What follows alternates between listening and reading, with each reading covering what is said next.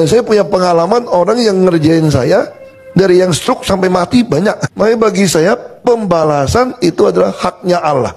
Salam sejahtera bagi kita semua, kembali dengan saya di channel ini. Terima kasih bagi teman-teman yang senantiasa mendukung dan mensupport perkembangan channel ini. Tuhan Yesus memberkati kita semua. Nah, pada kesempatan kali ini saya kembali mengajak teman-teman semua untuk menyaksikan seorang ustadz yang mempertanyakan kisah perjalanan kehidupan Pak Ahok di dalam penjara. Karena Pak Ahok dituduh penistaan agama Islam sampai Ahok dimasukkan di dalam penjara, bukan karena kesalahannya, bukan karena ulah yang dia lakukan. Harapan Pak Ustadz ini, Ahok menjawab dengan marah, dengan kecewa, dan dengan geram kepada orang yang mencobloskannya di dalam penjara. Lalu apa yang terjadi di dalam kisah perjalanan bersama dengan Tuhan? Ahok menjawab atau ia menjelaskan bukan karena emosi, bukan karena penuh dengan amarah, bukan kekecewaan dan lain sebagainya, namun Ahok menjawab dengan damai sejahtera.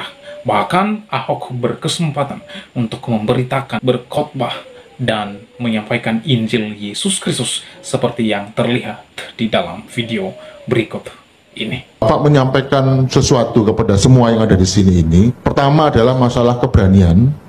Yang kedua, melawan dengan benar. Bagaimana kiatnya Pak Ahok itu bisa melawan tanpa ada kebencian yang babi buta. Tetap dengan prosedur yang benar.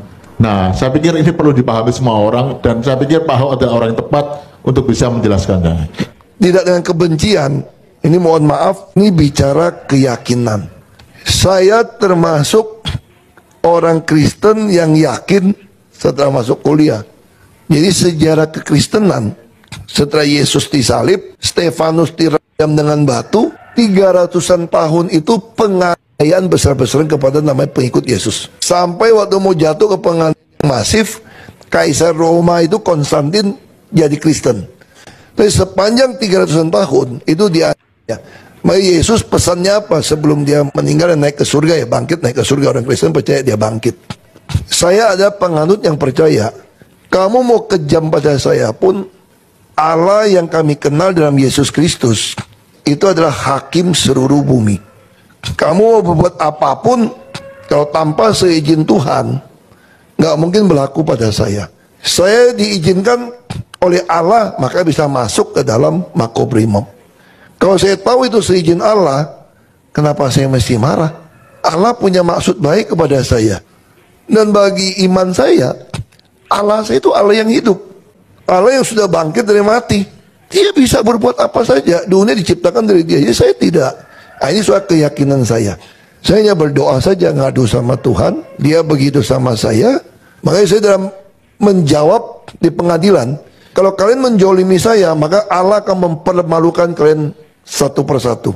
Dan itu ternyata Allah lakukan. Dan saya punya pengalaman orang yang ngerjain saya, dari yang stroke sampai mati banyak. Makanya bagi saya pembalasan itu adalah haknya Allah, bukan saya. Jadi kalau ada orang mengatakan saya gini, lu mana bisa jadi presiden, Hok? Ya udah, aku cuma ngomong saja. Kayak dulu sepupu saya bilang begini, itu Koko Ahok itu gila kali ya, mau jadi gubernur DKI. Ya saya cuma ngomong saja. Apakah lalu saya pikir Tuhan bilang saya bisa jadi presiden? Oh enggak ada tuh di kitab manapun. Itu kadang-kadang itu dukun palsu itu ngomong gitu. Itu nabi-nabian palsu. Emang Tuhan nggak bisa ngomong sama saya? Tuhan ngomong? Enggak. Baca Alkitab nggak ada ngomong. Saya pengen jadi presiden. Oh, iya dong. Kalau jadi politik kenapa nggak mau jadi presiden? Bisa jadi nggak? Nggak tahu. Makin orang nekan saya, makin mau potong saya supaya nggak jadi presiden, saya makin mau jadi presiden. Masa saya nggak punya keinginan jadi presiden? Lalu orang marah. Ya marah, kamu urusan kamu lah. Aku nggak mau pusing. Kalau satu hari kita nggak bisa jadi presiden, kita mulai hitung-hitungan aja nih. Ngapain? Kita nggak punya hak yang sama. Nah sayangnya di antara kita, terutama orang turunan, nggak yakin dong nggak.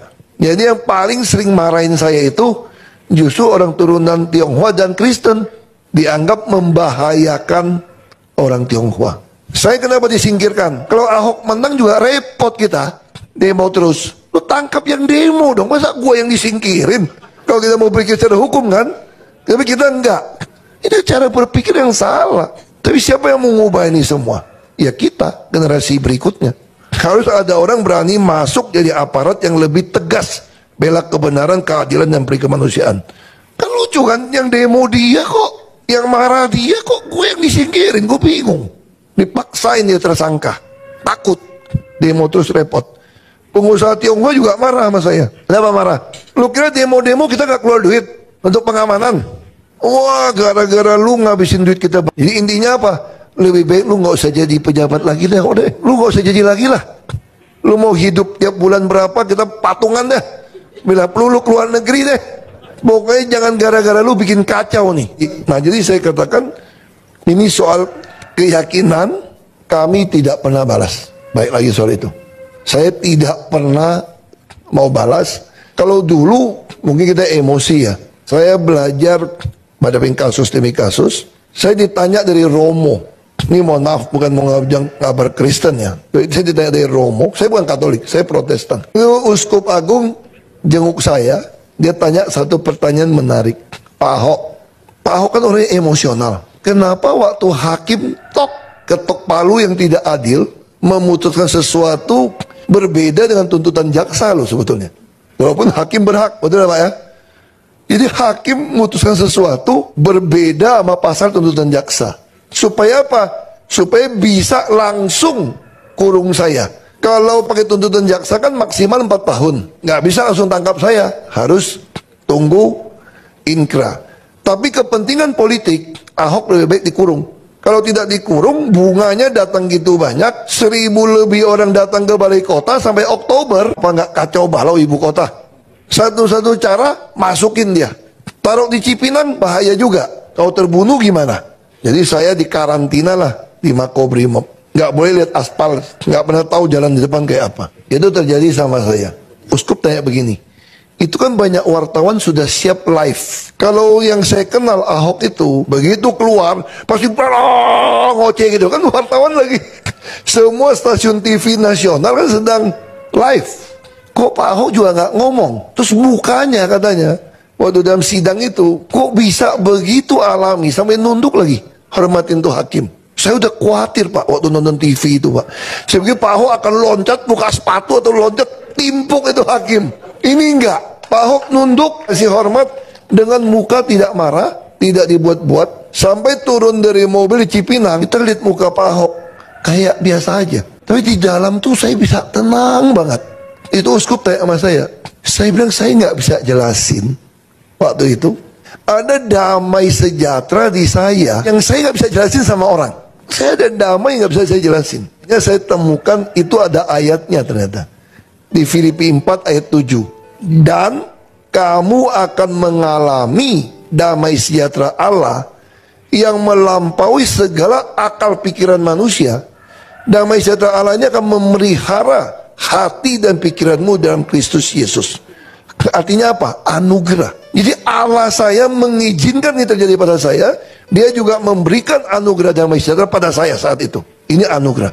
Makanya saya bisa langsung melihat ke sejarah 500 tahun yang lalu ketika kaum reformator dibakar hidup-hidup oleh putusan gereja juga, mereka bisa sambil dibakar sambil nyanyi himne dukung satu dengan yang lain.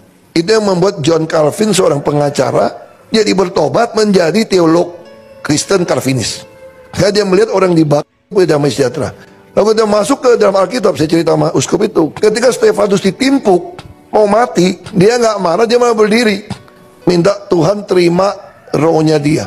Kalau kita balik ke Yesus sendiri, orang Kristen percaya Yesus itu adalah 100% manusia, 100% Allah. Jadi firman Tuhan jadi manusia itu Yesus. Mereka ketika Yesus disalib, roh Allah meninggalkan dia, harusnya secara psikologi dia teriak. Mereka dia teriak, Allah, Allah, mengapa kau tinggalkan aku? Secara psikologi Yesus harusnya maki-maki orang, teriak-teriak. Tapi dia gitu tenang. Saya yakin ini adalah anugerah damai sejahtera Allah pada dia.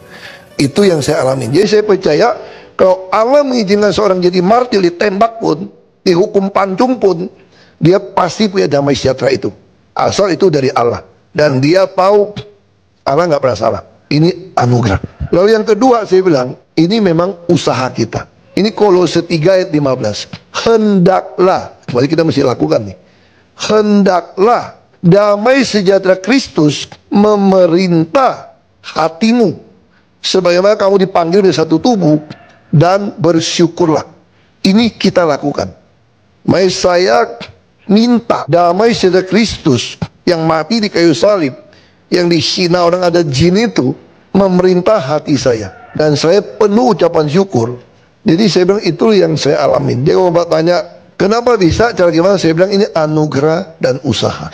Saya percaya ketika Allah mengizinkan sesuatu terjadi dan kita bisa bersyukur menerima itu, tahu ini adalah kehendak Allah, pasti kita. Nah, teman-teman, bagaimana pendapat kalian semua setelah melihat videonya? Silahkan komen di bawah kolom komentar. Berharap teman-teman memberikan komentar yang positif, yang membangun, dan yang mengedukasi, ya. Nah, menurut saya terkait dengan video yang kita saksikan atau yang baru kita saksikan bersama, Ahok sungguh luar biasa. Ia dapat atau memiliki kesempatan untuk memberitakan Yesus Kristus dan siapa Yesus itu, dan Injil, yaitu Yesus Kristus, bagi semua orang yang mendengarkan di dalam ruangan tersebut. Saya melihat bahwa di dalam kesempatan itu, Ahok sungguh-sungguh memberitakan Yesus Kristus, dan orang yang mendengarkan dia, baik orang-orang yang berbeda dengan keyakinan, maka orang-orang tersebut memiliki kesempatan untuk mendengarkan berita sukacita, yaitu tentang Yesus Kristus, yaitu Allah sejati dan Allah yang membebaskan orang-orang berdosa dan menyelamatkan orang-orang yang berdosa itu. Akhirnya orang-orang yang mendengarkan Pak Ahok pada waktu ia menyampaikan berita Injil keselamatan, mereka boleh mendengar atau mengalami pertobatan dan percaya kepada Yesus Kristus, yang dimana satu-satunya juru selamat pribadi yang bisa menyelamatkan kehidupan semua orang. Oleh sebab itu, di akhir video ini saya menyampaikan kepada saudara dan saya tentang berita kabar baik dan good news tentang jalan keselamatan dan kehidupan yang kekal. Dalam jalan keselamatan dan kehidupan yang kekal hanya ada di dalam Yesus Kristus. Di luar Yesus tidak ada juru selamat. Di luar Yesus tidak ada keselamatan. Itu sebabnya Yohanes 14 ayat 6 di sana dikatakan, Yesus berkata, "Akulah jalan kebenaran dan hidup. Tidak ada seorang pun yang sampai kepada Bapa kalau tidak melalui Aku." Artinya, di luar Yesus tidak ada jalan keselamatan dan kehidupan. Hanya di dalam dan melalui Yesus Kristus ada jalan keselamatan dan kehidupan yang kekal. Itulah sebabnya Allah Bapa mengutus Yesus Kristus datang ke dunia untuk memperkenalkan dirinya kepada manusia, supaya manusia yang mengenal Allah yang benar. Dan Allah yang benar itu membebaskan dan menyelamatkan orang-orang yang sudah berdosa. Oleh sebab itu, saya mengajak kita semua supaya saudara dan saya boleh percaya kepada Tuhan Yesus Kristus. Percaya kepada Yesus Kristus, maka saudara dan saya dapat mengalami kehidupan dan keselamatan di dalamnya. Oleh karenanya, jangan tunggu-tunggu. Silakan percaya kepada Yesus Kristus dan akulah Dia sebagai Tuhan dan Juru Selamat saudara dan saya. Pada akhirnya, Anda memperoleh kehidupan yang kekal. Demikianlah video saya kali ini. Sampai bertemu di video saya selanjutnya, saudara. Tuhan Yesus memberkati kita semua. Shalom.